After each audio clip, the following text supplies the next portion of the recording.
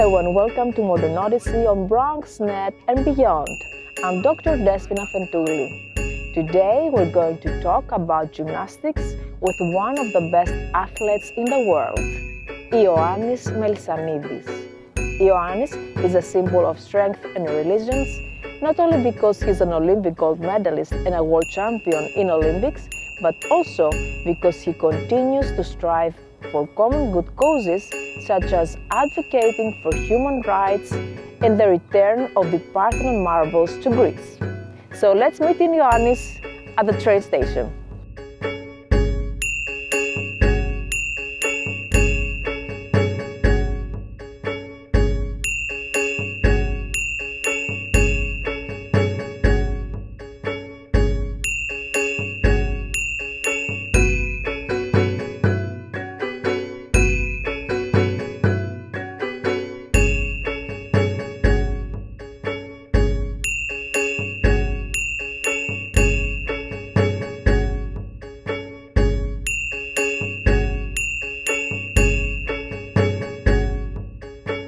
So let's go to the park. Yeah, okay. Have many things Yeah, to say.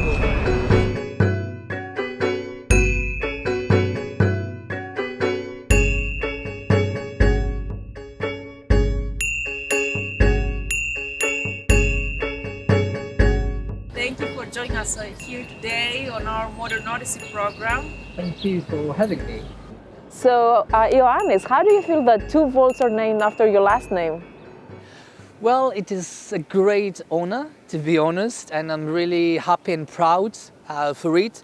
So there are two exercises. The first one was in 1998 during the European Championship in Russia, in St. Petersburg, when I won the first gold European medal for Greece. And the second one was right after the Olympics in Sydney in 2001 and the World Championship. They're very risky and very difficult exercises, and especially the second one.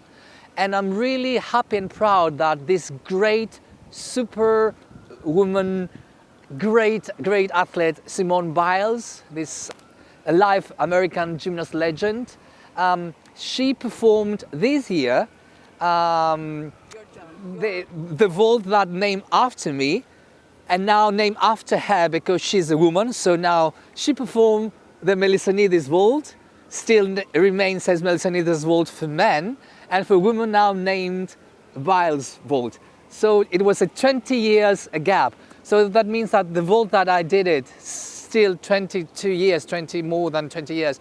It's one of the most difficult elements that we have in gymnastics.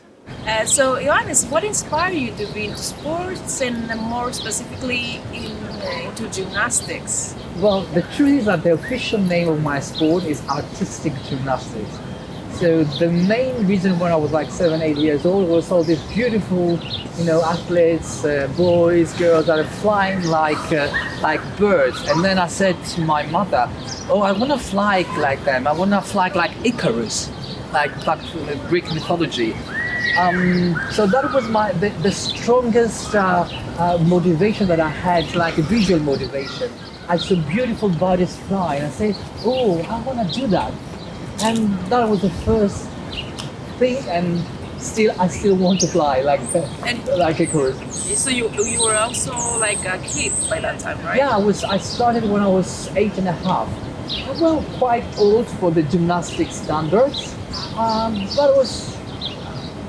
it was in theory a good talent. My body shape was for that sport, for artistic gymnastics. And you have participated in many competitions worldwide. Yes.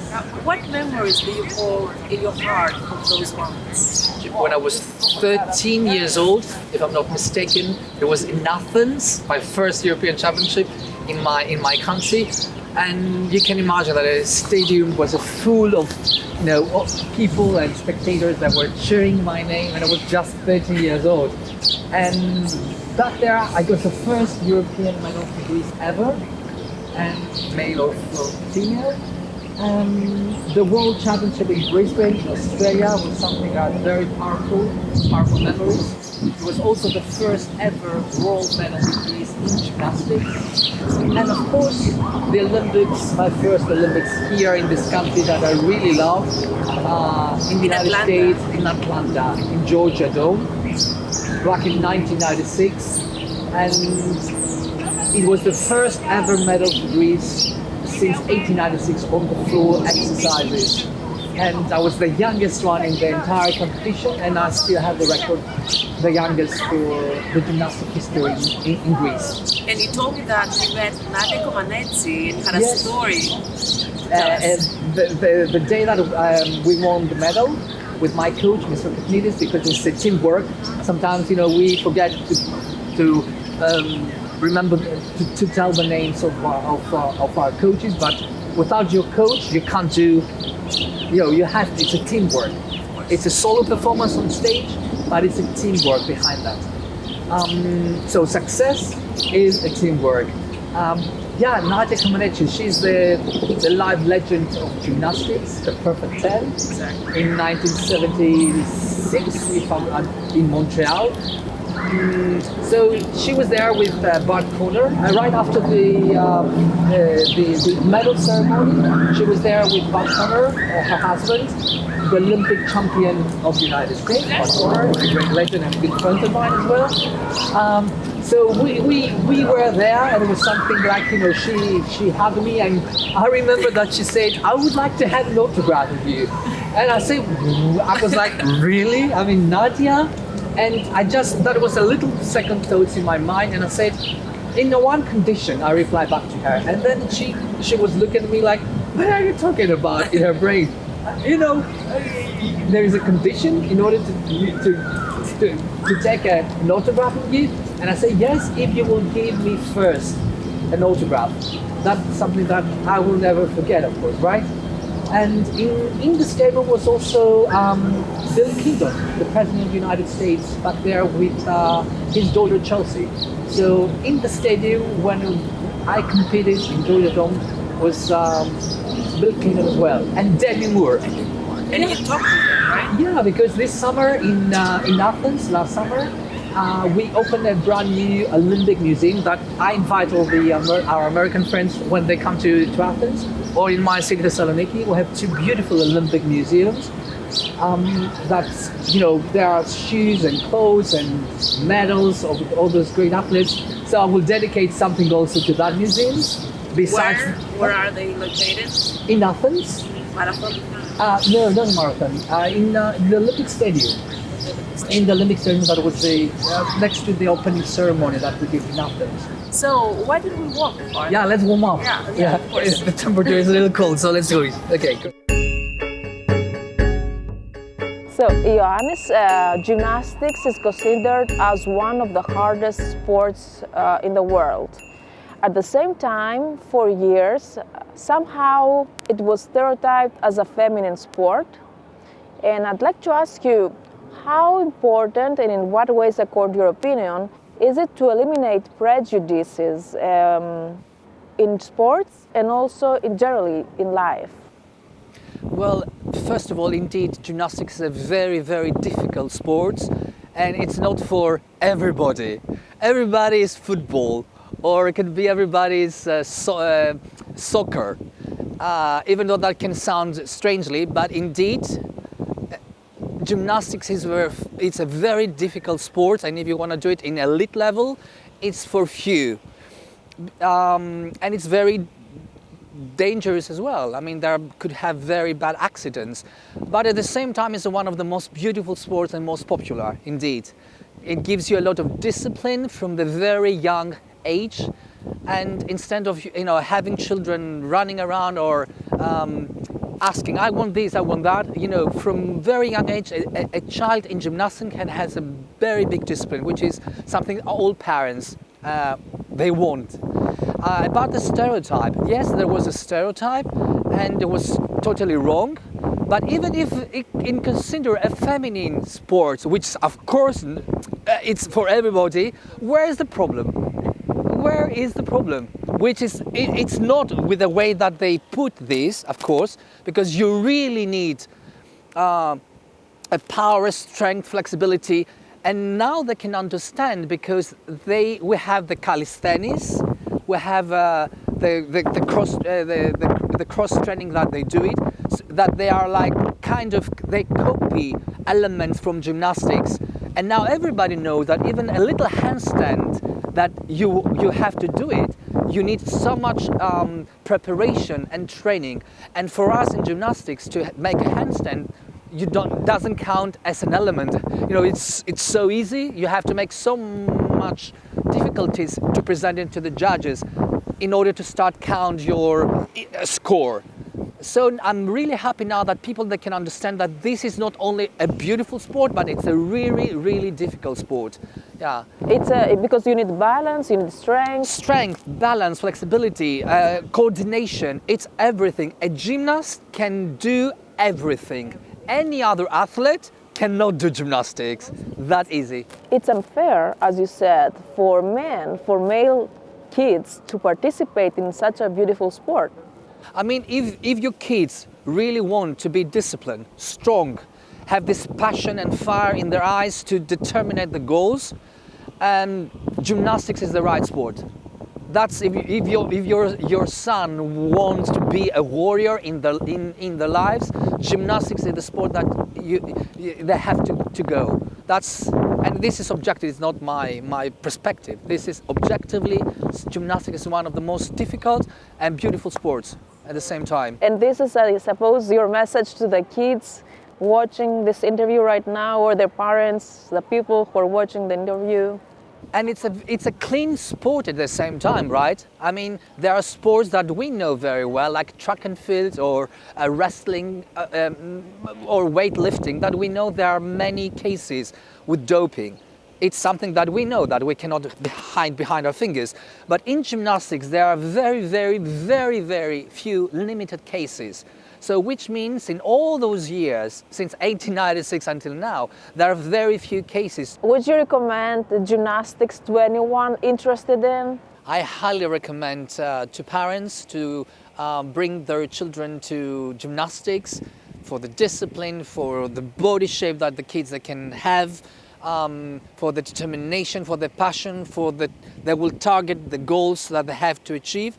But not only for the kids, of course. You can do gymnastics is a sport for everybody. So I highly, highly recommend. Are you still exercising? I do, absolutely. Every day, 3 hours. No Sundays. I have a day off. Yeah, but yeah, I do. It's part of your routine. It's part of it's my first nature. It's not my second nature. It's me. It's my life. It's everything to me. You are active in social athlete causes. I'm sensitive in certain things, like the LGBTQ rights, which are human rights, basically, of course. Anything that is relating with the nature, we have to be eco-friendly. Anything is relating with, young kids, Special Olympics. And by the way, I mean, Special Olympics is the motherland is the United States of the Special Olympics. And the motherland of the Olympics is Greece. So those two countries they do something great, and I'm really happy that in 2015, if I'm not mistaken, I performed. I was parade at the opening ceremony in Los Angeles for the Special Olympic Committee as an ambassador, and we did 2 performances that we dedicated 100% to the Special Olympic Committee. So I'm really happy for that, because those kids, they do what they do because for the love of the sport. So we learn from those kids. They are very special indeed. Everyone is unique, as you have said. Everybody, we are unique, but they are even more, because their heart is so pure. So we have to learn from those kids. They are very special, very special. So you've also advocating for the return of the Parthenon Marbles to Greece. Yeah, it's something something that I really fight for. Jules Dassin was the director that won the Oscar for the movie like Never on Sunday, and it was also on Broadway here, Ilya Darling with Melina Mercouri. So she was the one that she started as a minister of sculpture years ago for the reunification and the repatriation of the Parthenon Marbles back to Greece from the British Museum. Everybody knows the story with the Lord Elgin that basically stolen all the marbles and bring them to United Kingdom, and they sell them to the museum. That's the real story. And everybody is welcome to, we can debate about that, but that's the real story. So when I met Jules Dassin after the Olympics, he told me that you have the same fire in your eyes with Melina, so go for it, raise your voice as an Olympic champion, as a personality that travels all over the world, and you meet politicians, you meet ministers, you meet people that are sensitive to that issue. So it's a moral thing. And I said, yeah, absolutely, absolutely. And still now I'm a part of this movement. Anywhere that I go, in the United Nations, in the European Parliament, when I'm talking to other Olympian athletes, I always raise this case, because this is not only case the repatriation, the Parthenon Marbles back to Greece, because Parthenon is the symbol of the Western civilization. It's something that is unfair, and all these countries that they took things from other countries. Now we are in the 21st century. We have to rethink and reset our brain what is fair and what is unfair. And what is ethical? Yes, absolutely, absolutely. You were born in Germany. Yes, I was born in Germany because my parents were working there. And I was very young. When I was about a year and a half, they moved back to Greece, so they were there for maybe 10, 12 years. I still have memories because we returned back to Germany for 2 years after an eye operation that I had to do. I have very good friends in Germany, yes. You were in Munich, right? Yes, outside of Munich. I was in Dachau. I was born in Dachau, which is, right, everybody knows Dachau. Yeah, unfortunately, But now is a good reason that we know Dachau as your birthplace. Yes, they are great athletes. They are great writers from Munich and Dachau as well. And your parents, you grew up actually in Thessaloniki, Macedonia, Greece. Yeah, which is the second largest city in Greece after Athens. So you're more than welcome to come to Thessaloniki to visit my city. It's beautiful. It's the capital of the Macedonia, the Greek Macedonia region, where Alexander the Great was born. Exactly. And then you studied there. I was studying medicine at the Aristotelio University. So Aristoteles was the great philosopher and the teacher, the tutor of Alexander the Great. And Thessaloniki, by the way, has the name of the sister of Alexander the Great. So my city carries a very, very old name, like almost 2,500 years old. So I was studying medicine, but my passion was always theater and dance theater. So and you ended up in LA. I got a scholarship after the Olympics in 2004 in Athens. I did an audition here in the United States, in Los Angeles, at the American Academy of Dramatic Arts, one of the best theatrical academies and schools, and I did, I think, quite well. So I got a scholarship from them and from the Onassis Foundation, and I think I did quite well. I was very disciplined, the sport discipline. I applied to my passion, my second big passion, which is theater. Theater. Which I'm still flirting with that, right? Actually, it's dance and dramatic arts, right? It's theater, but because of my gymnastics background, I did also classical ballet when I was very young.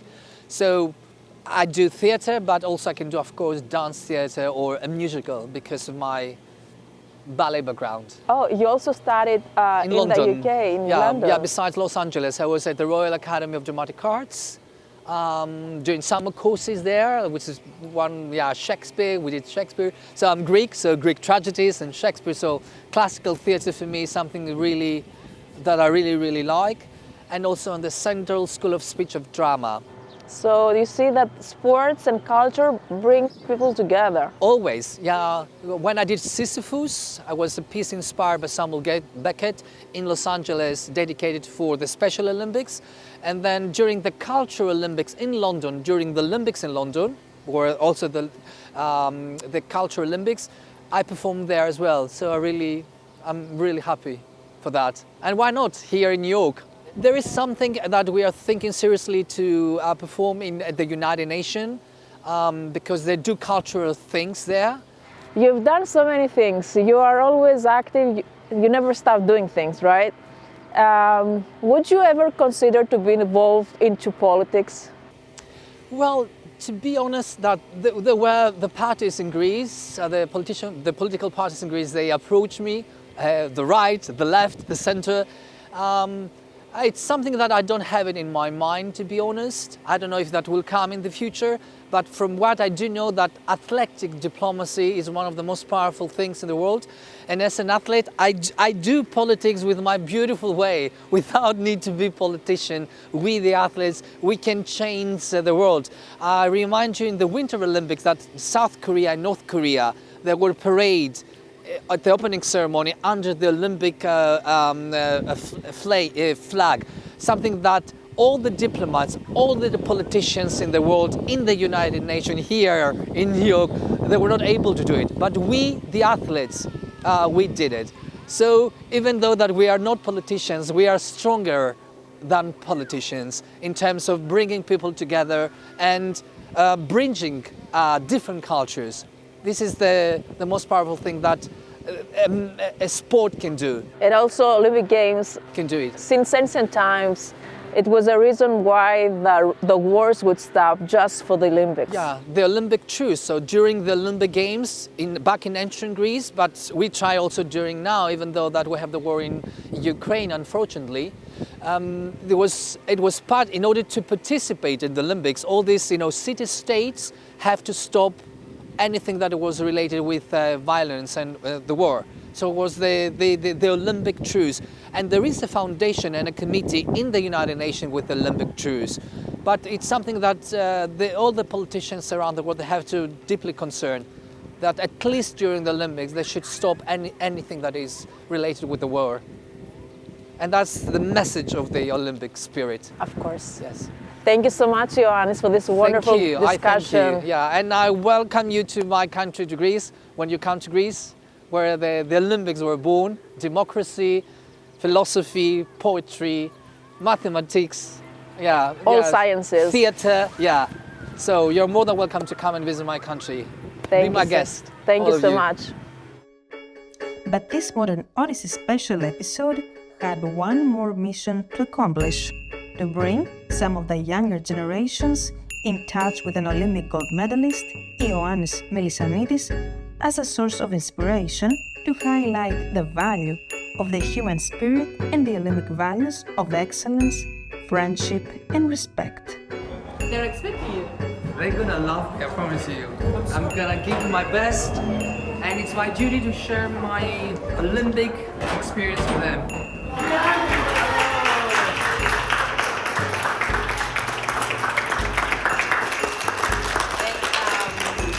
I would like to thank you all for joining our Modern Odyssey program on BronxNet. That we have an honor to have special guest Ioannis Melissanidis, and you are part of it as well. So we're so excited to have you. Thank you for having me. Yes. All right, allow me to introduce myself, okay? So my name is Ioannis, that's my first name, and my last name is Melissanidis. Maybe it's Greek to you, and it sounds Greek because I'm Greek. And I'm from Thessaloniki, which is the second largest city of Greece, in the Macedonian region, where Alexander the Great was born. And I'm one of you. I'm an Olympian athlete, I'm a gymnast, and I started gymnastics when I was, how old are you? How old are you? 5? So I was starting gymnastics when I was 7.5, 8 years old.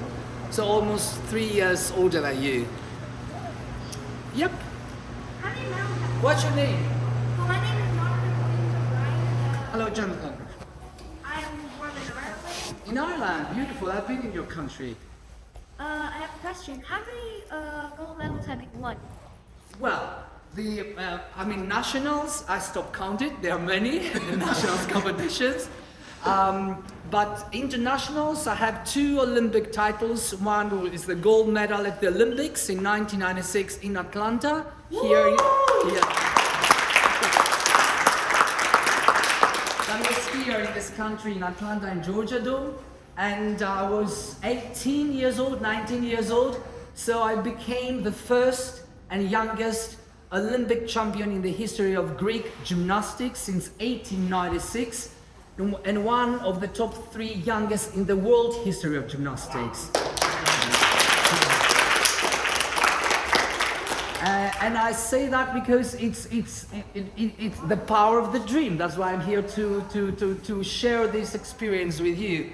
Because I was one little guy like you are, a little one. And I have to say that gymnastics back there was not a very popular sport in my country, Greece. It was very popular. Soccer, basketball, volleyball, wrestling, rowing, volleyball. But gymnastics was popular, but not that popular. So the first world medal for Greece, or the first European medal for Greece, and the first Olympic gold medal for Greece, had the I had the really great honor that me and my coach, we made this history. So I'm really, really proud that I made it. And if I made it in that age, back there, that for many people was unthinkable or almost impossible, so that means that you can do it as well. Because I have 2 eyes, I have 10 fingers, I have 10 toes, I'm smiling, I'm a normal guy, but I tried very, very, very hard. The power of the dream is something that it's a strong motivation, but the key for that dream to become true is the hard work and discipline. If you really want it, then you can make it. If you half want it, then you're gonna make it half. If you want it 20%, then your dream is gonna become 20% real. If you want it 30%, then it's gonna be 30%. So what you give, you will take. It's action, reaction, right? So from what you have to remember for me, not my name, not my achievements, nothing. You're gonna do your own achievements. But the power of the dream is the first thing, is the strongest motivation, and then it's hard work and discipline. You have to listen to your coaches, your parents, and then work very, very hard in anything you do in your life. Gymnastics, in university, in school, painting, theater, dance, anything that you do in your life, you need discipline, passion, fire in your eyes, and enjoy what you do. Because when you enjoy it, then you're gonna do it with happiness. And yeah, because there is a pain, you know, there is injuries during your path, but as long as you enjoy what you do, even a bad injury, you can say, okay, I fall, but I'm gonna stand up again and I'm gonna do what I have to do for my country, for my dream, for what you really want. Yeah, there was a, yeah, what's your name? My name is Christian. Christian. I wanted to ask, what led you to want to be a gymnast? I'm sorry? So what inspired you to be a gymnast? Well, I mean, as I said before, I mean, first of all, you have to love what you do. When you really love what you do, then you will become a good gymnast. Then discipline is something that you really you really need to have, right? Passion for what you do. Questioning also with your coach, because we have to follow the commands of the coaches, but it's always good also for your critical way of thinking to say why I have to do this way. Or you can make a research on YouTube. In our days, you know, everybody has a phone, and you can see all these great athletes, male or female, on YouTube, and you can observe, because observation is one of the most key things in life. So you can observe what the good athletes or the good scientists or the good artists do. So you can take those tools and you can apply to your own to your own thing, and then you can be unique. Because it's nice that we can copy things, but it's even better when we become unique. Everybody copy from everybody, right? Yes. But then you can do it, you can, how can I say it? You can make it your own. Yeah. After that. Yes, yes. You can inspire from me, you can be inspired, I can be inspired from other athletes or great people that I really admire, but always I can do it with my own way. Do it always with your own way, so then you will be unique. Done. Yes, please. Are you still doing gymnastics?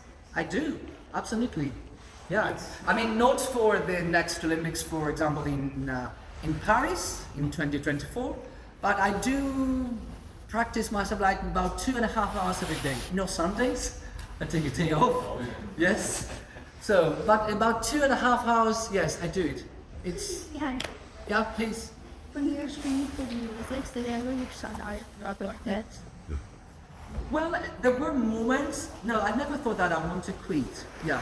But it's very logical at some point when you work so hard, like 8 hours every day. Because guys, we do all around, right? Men, we have 6 different operators, girls have 4 different operators. I mean, since 2016, if I'm not mistaken, I mean, even if you do 1 operators and win a gold medal at the qualification games prior to the Olympics, you will still be able to compete at the Olympics. But until the Olympics in London or in my Olympics, you have to make all around. Yep. So which means, I mean, from my point of view, this is much, much better because you're a complete athlete. So personally, no, there were not moments that I wanted to say, I can't do it, I want to go back home, I want to go outside with my friends and go for fun or clubbing or whatever. No, but there were moments, especially when I had some injuries, that I said, I was observing the athletes to move forward, and I really wanted to do that, but I couldn't do it because I had a boot and I was not able to walk. But that made me even stronger. I mean, not the victories don't make you stronger, but when you the falls, that's the right word in English, the falls. Yeah. So from a fall you fly. If you want to really fly like Icarus from the Greek mythology, right? You have to know how to land, and from the fall you go to fly. That's from my experience. Yeah. Yes, stop and think. More questions. Yes. How old were you when you started the Olympics? The Olympics? Well, in order to start the Olympics, you have to start from a little age, like you. So I was like 8 years old, and then slowly, I achieved my first big dream, which was the Olympics in Atlanta, and I was 19 years old. I was very young for a male gymnast. Yes. You? When you flip, what is your name? When I'm flipping? Yes. What? Sorry? Is your vision? When you're flipping, Yeah. what is your vision? Well, I'm concentrated 100% from what I'm doing. So you have to it's you, yourself, and the floor or the vault. You don't have to think some other things because we do a beautiful sport, a really, really beautiful and artistic sport, but it's very dangerous at the same time. I know most of you, maybe once or twice, you can feel that if you are not 100% concentrated and connected with your coach and with your center, with your inner center, then the challenges to have an accident or injury is quite high. So when I'm flipping, I'm there. I vision before I start my training or my performance on the floor or in the sea, for example, here or on the boat. I do I close my eyes and I do this performance, in my brain, and then when I'm ready, I go for it. I always say, I wanna really try to do what they do, but even to improve more in order to achieve my own dream, my own medal. So it's good to observe, to copy some good things that the great athletes do, but you have always to have your own signature. Then you will be different and unique. Yes, my favorite skill? My own skill. But, and it's not a joke. So there are 2 skills, there are 2 elements on the vault that name after me. This is not a joke. Yeah, that's true. It's a fact. The first one was in 1998 when I won a gold medal at the European Championship in Russia, in St. Petersburg. That was the first gold medal for Greece ever on the vault. So I did Yurchenko. Do you know what is Yurchenko on the vault? Yeah. It's like a rondolf. Yes, and then I did 2.5 saltos on pike position. So that was, and back there, you know, the vault, where's the vault? Over there. Yeah, so the vault was, now it's like this, huh? So We had the little... yeah, like That's 15, the- right. Or the palm. So 15 years ago, guys, 15, 20 years ago, the vault for girls was like this, and for us it was like this, it was like a beam. So it was really, really difficult to do this vault. And then after the Olympics in Sydney in 2001, I did my second vault that named after me, the Melissanidis 2, was Yurchenko, like the same vault but with the pike position. So basically, do you know Simone Biles? Yeah. Who doesn't, right? She's the greatest athlete of the United States, and for me, one of the greatest in the world history of gymnastics for females, right? So she performed like this year in 2020, like few months ago, 2021, right? 2021, the Melissanidis vault. So she performed my vault, that name after her, because she's a woman. So she did the vault, so that skill named after her. So I'm just trying to tell you that the vault that she did it was my vault that I did it 20 years ago. So for men is Melissanidis vault, and now for women, name Simone Biles vault. Yes. Wow. So you can check online on YouTube and you'll see who is who. Yeah. Copy, right? Because we don't copy. Yeah, well, yeah, I mean, we inspire from other athletes, you know, that's how it's gymnastics. But I was really happy when I see that from Simone Biles, yeah. You know, it was like a great thing, like 20 years after. Yeah. Okay. Yeah, I'm happy to answer your question, that's why I'm here. What was your first gold medal? No, what was my Sport. Your first gold medal? And of course, gold medal. There was at the national competition in my, yeah, it was, I think 1990, maybe even more, 1991, something like that. And it was all around. I won on the floor, vault, counterpose, rings. I took everything. Nice. Yes. There are 6 apparatus and 1 all around. And also the Mediterranean on the games, right? Mediterranean, European, you know, the World Championship, the World Cups, Olympics. Yeah. Down. Little baby steps. You go backwards and go forwards, backwards, and then you fly. This. Yeah. What did you get that? Floor and vault. Yeah, because for me, it's, you know, there's more artistry there. From my perspective, yeah. And the one was The power of horse not my cup of tea. Yes. So, okay. how did you graduate so much back? And well, no, in order to make a many backflips, you have to know to make one very good. Once that you make 1 or 2, then you can make hundreds. But the point is to not make hundreds, to make 2 or 1 very good in order to make a double salto or a double pirouette. So we do backflip in order to make something more difficult. But backflip is the main foundation in order to fly. Otherwise you can't fly. Yeah, that's the main foundation in gymnastics. Handstand, backflip, you know, nice positions, always. Yeah, good ears, observing eyes. You have to train your eyes. So once that you train your eyes, so the best way to also do in doing gymnastics is to observe from other athletes. From other athletes, from your pro athletes that execute the exercises well. Because if they don't execute it very well, then you know you can see the mistakes. But even through mistakes, you learn. yes. What skill do you do? I'm sorry. What workout do you do? What kind of workout do I do? Well, one thing that you have to remember from me as well, besides that you have to always, you know, be close to your coaches and listen to your coaches because they are guiding you, they're directing you, they're training you, is warm-up. If your warm-up is not good, then you're gonna have bad injuries, and then you're not gonna do it. So if you don't train your voice well, you're not gonna be a good singer or a good scrubber. Have you said that before, Jose? Sometimes. That's important. So warm-up is even more important than the main training. Let's put it like this. Do you want pasta too? There. Yes.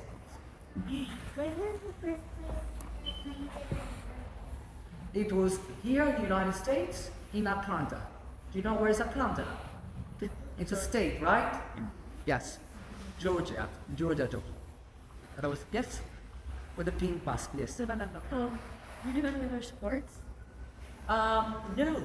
I mean, I do it for fun, but I know, nowadays that many kids, they're starting doing many different sports in order to see what they like more. But from the day one, I knew really what I really want to do.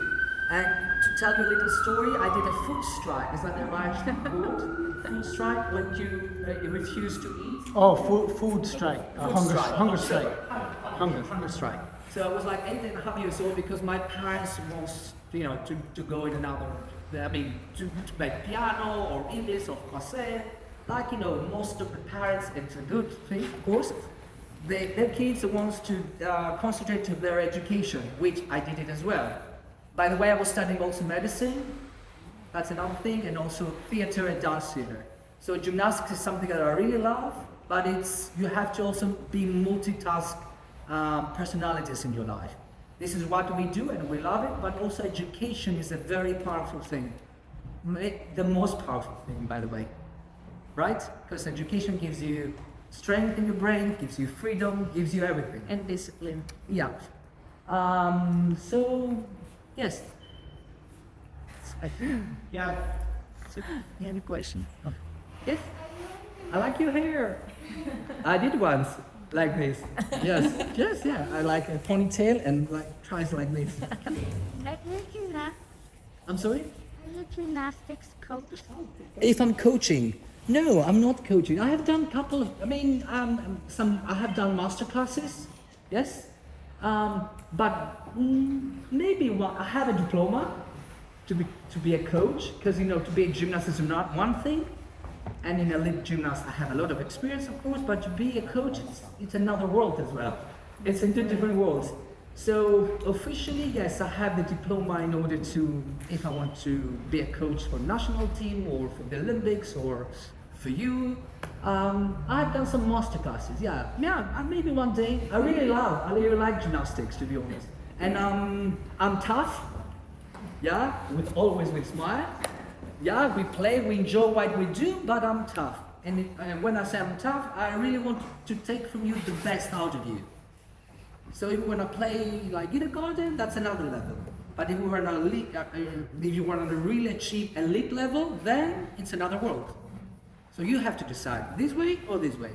If it's a play garden, then I'm not your coach. If you really want to achieve something more, then I'll be happy to do it. Okay. Yeah. One more question. What was your most favorite competition that you've been to?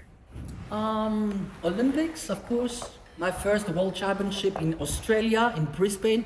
And another thing, kids, that I really want to share with you is through gymnastics. Sports for me unite nations, bring people together. That's the power of the Olympic spirit, right? So I have friends from all over the world, from United States, from Germany, from China, Japan, Egypt, Israel, Russia, Ukraine. In our days, you see also what is happening, right, with the war. But still, the hope is sports can bring people together, bridging cultures, different cultures together. So through that, through my journey as a member of the Olympic team of Greece, I have friends all over the world. So if you really achieve your path in gymnastics and become member of the national team of the United States, then you're gonna meet many people from other countries, and you're gonna have nice relationships. So that's something that gymnastics or any sport can give you. As long as you do it with your soul. Have you ever got any sidetracked that in 2022? If I received or if I gave, I did both. I have done. Yes. People ask you. Yes. Yeah, of course. Yeah, and it was It's a really great honor when, you know, somebody, a kid or an adult, asks you your personal signature. As long as you're not gonna see the t-shirt that you sign on eBay and they're gonna sell it at some point. Yeah, yes. Yeah. Yes, please. Will you give us autographs? Yeah, if you want it, it will be my honor. Of course, I'll be very happy to do it. Kelly. Yes. So, what do you say to yourself? What is the first thing that you say to yourself when you're about to do a hard skill? Oh, sorry, I heard the first part, but not the second one. What do you say to yourself when you're about to do a hard skill? Like, what make you? What inspired? What inspires? What I do say to myself when I'm ready to execute something difficult, Yes. too hard. Well, again, when a skill is really difficult, first of all, you have to be very, very concentrate. Very concentrate. It's you and the floor. It's you and the beat. You have a good connection with your coach, but then it's you and the uneven bars, or you and the vault. So you have to be 100% concentrate. Not less than 100%, no more than 100%. Yeah, it's like the perfect walking on a tightrope walk. So when you overdoing it, or over stress, or over have a self-confidence, doesn't work. It's like you walk on a wire, but in imperfection. You see, and you can achieve this level of psychology through training. So the more well-trained you are technically, then that technique and the way that you're training will allow you to be on that level of psychology. So when you're not well-trained, then for sure, mathematically, statistically, you're not gonna achieve what you're gonna do. Right. Yeah, it's easier to gain in the lottery than to say, oh, I'm gonna do double-double. No, you're not gonna make a double-double. Go and play in Las Vegas, and then maybe you can make, yeah. But if you really want to do double-double, you have to work very hard, and then when you're ready on the floor to do it, then you concentrate, then you're gonna make it. I mean, there is a fear, of course. We are human beings, and when you grew up, then the fear coming more often when you do more difficult skills. But in order to be fearless, it's the world training, and when you perfectionize your technique, then the fear is gone.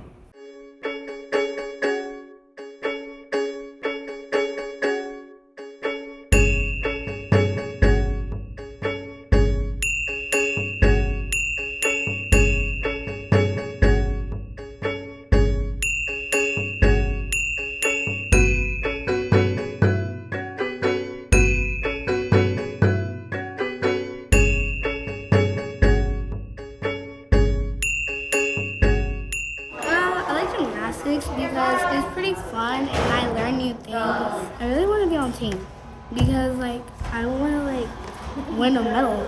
I always do stretch, and then after that I do bar, and because it's so fun.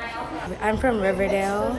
I do gymnastics. I'm on level 4. I'm on the team. My favorite event is floor and bar. I think it's amazing. And Simone Biles and Gabby Douglas were the first ones who inspired me to do this. It has taught me how to be humble. My favorite exercise is probably to do my handstands, and my favorite event is floor. Well, it's a good exercise, and I think it's the best sport because you get to flip and you get to spin around. And it's just it's like the world is moving. I started bringing my daughter here in April of 2021. So it'll be close to a year that she's been coming here. She's been training with the amazing coaches here. She started off doing a spring session where she came once a week, and now she's preparing to compete in competition. So she's learning the different apparatuses, and she's been doing amazing. So I grew up in the Bronx. I went to Kennedy High School, and there was not a facility like this for young kids to train in. I grew up doing gymnastics on wrestling mats, and to find a spring tumbling floor like the one that we have behind us, you had to go to specialized camps, and it costs a lot of money. So us inner city kids really didn't get the exposure to be able to, work out in facilities such as this. So I always wanted to do something where it was in the neighborhood and, the kids could come. So I opened up Uptown Sports in 2008 and was able to expand, have a bigger facility now, and just, happy and excited that we could be here for the kids and the community. I mean, it's great just for them to be able to come and have a place that they could train and own their skills and, continue to work out and get better at their craft and hopefully, take their career a step further, go to college. If they could get a scholarship, then it's a win, right? They could just work out and not be on the computers or on their screens or on their phones and just put that down for a minute. And I think that's what the parents have embraced, the fact that the kids are able to, spend 3 hours just doing, athletics, as you can see behind me. Just working out, just physical conditioning.